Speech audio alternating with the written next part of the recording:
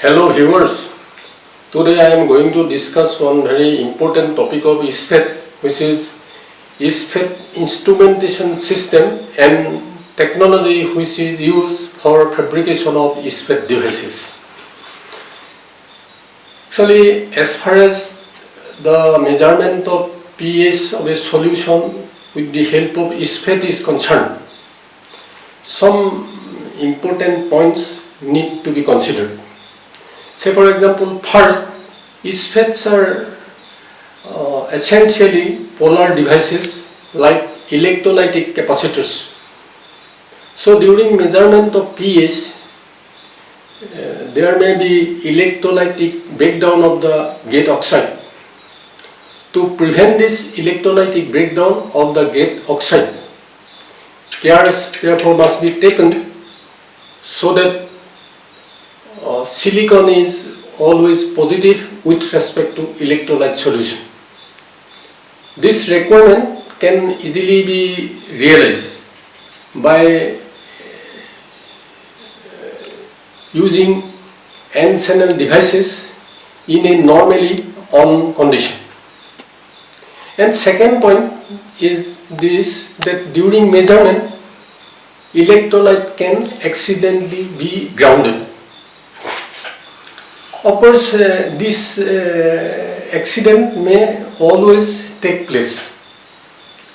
Assuming that it may always happen, the best solution is to ground the electrolyte solution by any means through a grounded reference electrode.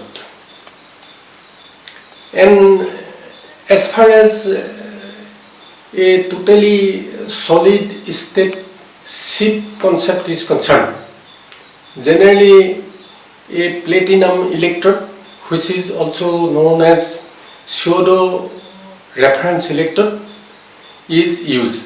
It is generally made by evaporating platinum layer on the Isfet surface or on the refet surface or even on the substrate on which the Isfets are mounted.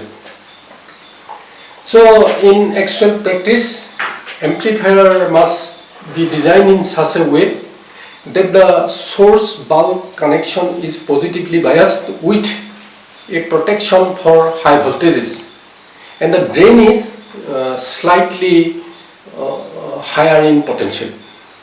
This is one of the reasons that the source drain follower system is by far the best approach and presently incorporated in all commercially available systems. Let us see how such a systems can be implemented to fulfill the condition 1 and condition 2.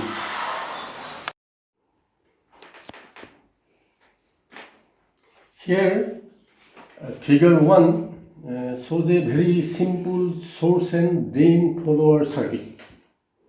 Here you see this reference electrode which is grounded. That is, electrolyte is grounded with the help of grounded reference electrode. The first requirement is fulfilled. Now here you see op-amp is used for amplification of the output signal. Here this is the V reference, that is the reference voltage which is constant. Across which there are two resistances R1 and R2 connected in series. That is why if the voltage across R1 is VR1 and voltage across R2 is VR2, then VR1 plus VR2 equal to V reference equal to constant. So VR1, which is a part of V reference, is constant, as well as VR2, which is also the other part of the V reference, is also constant. Now referring to this op-amp, if we assume that it is ideal, then these two input terminals, voltage potential of these two input terminals will be at the same potential. That is, V plus will be equal to V minus. Therefore, if the voltage across this resistance RT is VRT, then VRT will be equal to VR1, which is constant. That is, VRT is constant. Now, ID, which is equal to VRT, voltage across RT, VRT divided by RT. Since VRT is constant, therefore ID is constant. Similarly, this VDS, this D point is nothing but this point, plus 1. So VDS will be equal to VR2, which is also constant, because VR2 is the other part of the V reference. Since ID is constant, VDS is constant, automatically this circuit will adapt in such a way that VGS is also constant. So due to adaptive nature of the circuit. So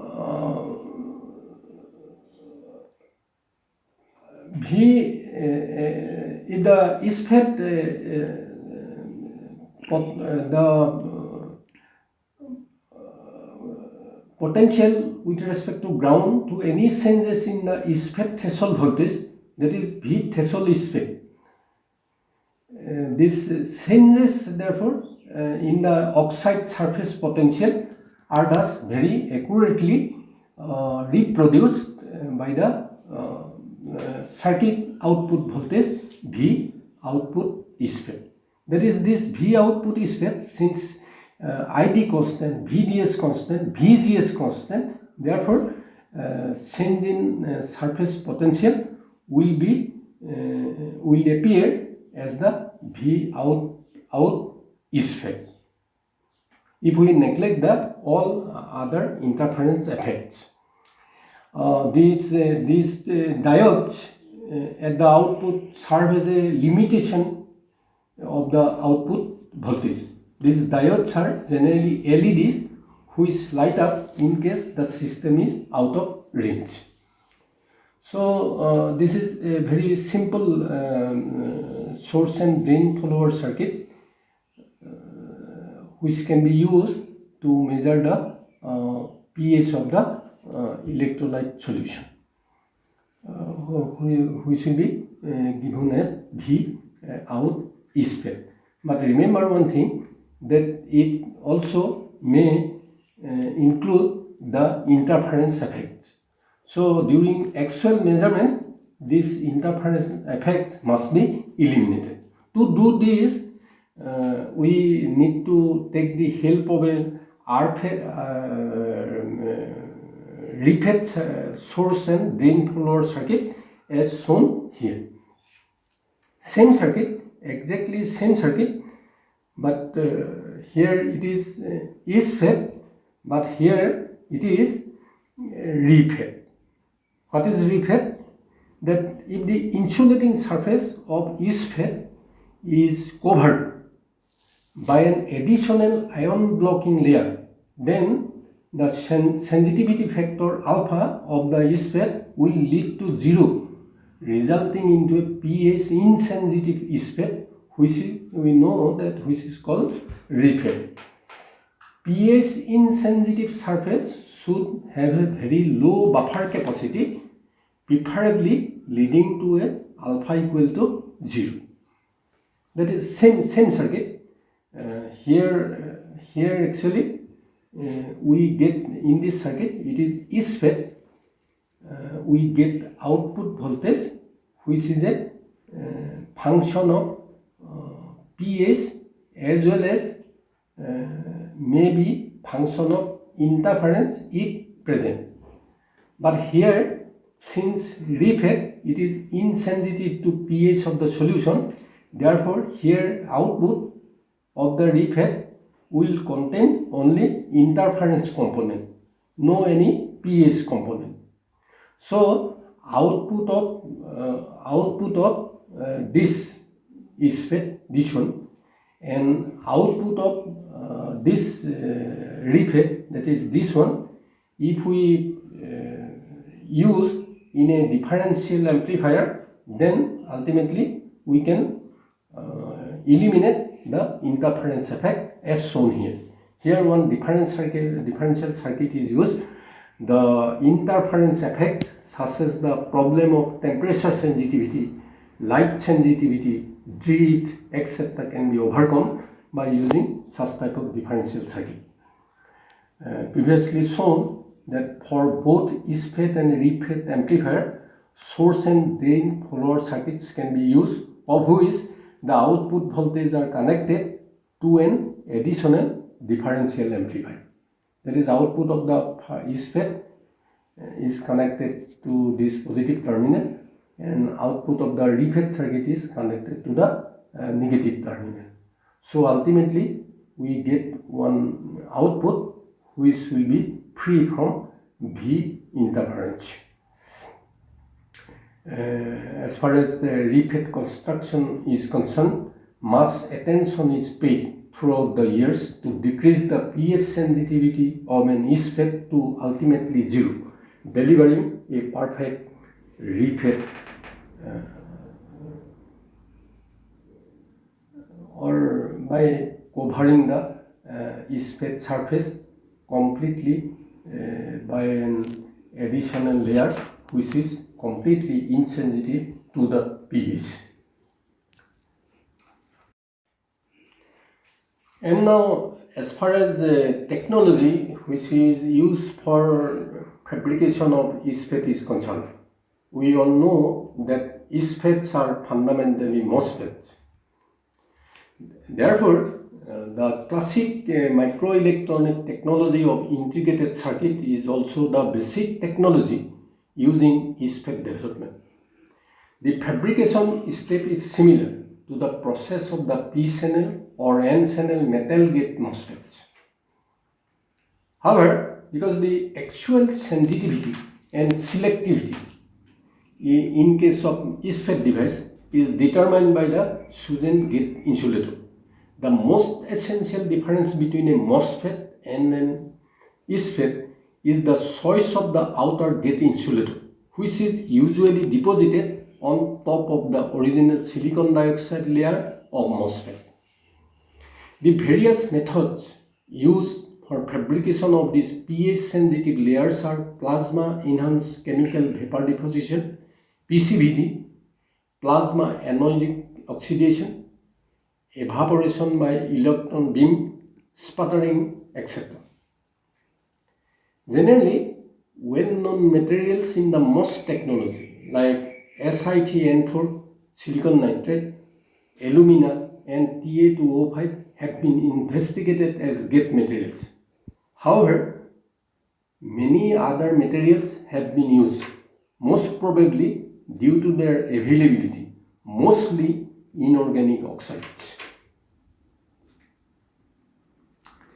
And a further very important difference between an Isfet and a MOSFET made with the same technology is that the metallization pads for the source and drain connections are made at some distance from the gate area in order to provide for an easy encapsulation procedure of the metal parts and the bonding wires, usually with an epoxy. For this purpose, therefore, as far as physical shape is concerned, most Isfets have source, drain, and gate on the same side with relatively long diffusion areas of the seat. But there are also those in which drain, source, and gate are placed on the opposite side of the substrate, resulting in completely isolated subchips. The pH response of different types of oxide coatings is presented in Table 1.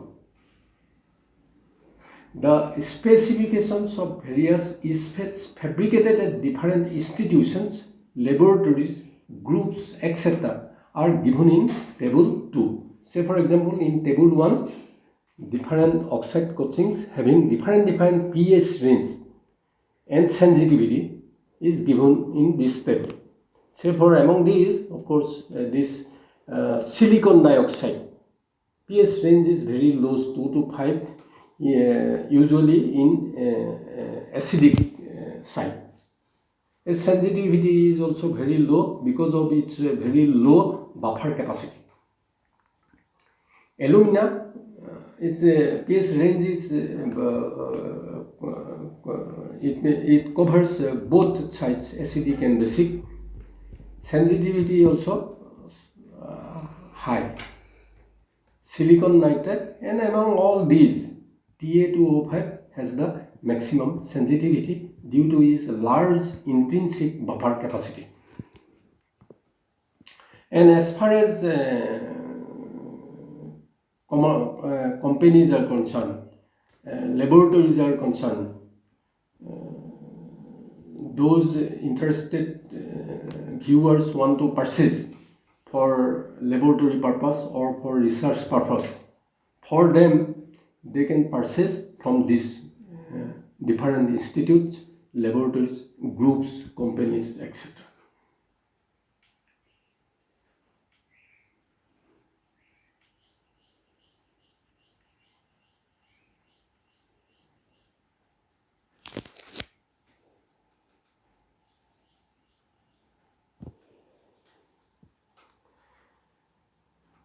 And as far as examination is concerned, especially when we refer to some sort of competitive exam, we are supposed to know that generally in competitive exam, some sort of questions highly related to our basic knowledge is set. For that, for the viewer's convenience, I am giving some multiple such questions, expecting that you will explore your basic knowledge to give the proper answer of these basic questions. Say for example, question 1, electrolyte insulator semiconductor structure can be transformed into option A pH measuring device subject to the condition that the insulating surface buffers only the hydrogen ions. Option B, insulating surface buffers the ions of interest. Option C, subject to the condition that the insulating surface does not buffer the hydrogen ions. Option D, subject to the condition that the insulating surface is insensitive to all ions.